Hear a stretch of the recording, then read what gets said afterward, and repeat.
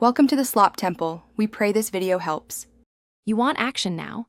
Apply penetrating oil to the spinning screw and let it soak for 5–10 minutes so the threads loosen. While waiting, select the correct screwdriver bit. Fit must be tight to avoid cam out. Once done, press a rubber strip between driver and screw for extra grip, then push firmly while turning slowly counterclockwise. If the driver slips, stop and reassess.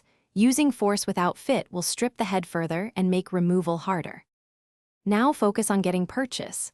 Clamp locking pliers onto any exposed screw shaft and turn steady. This transfers torque where the head won't. If the head is stripped, drill a small pilot hole, then use a screw extractor. Choose extractor size to match the screw diameter so threads bite. Make sure to back the extractor counterclockwise with consistent pressure. Jerky motion can break the extractor.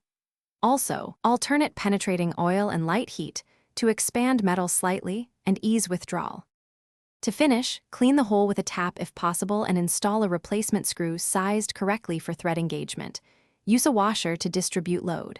If the extractor or pliers fail, drill out the screw entirely to a diameter allowing a helicoil or larger fastener, then re-tap.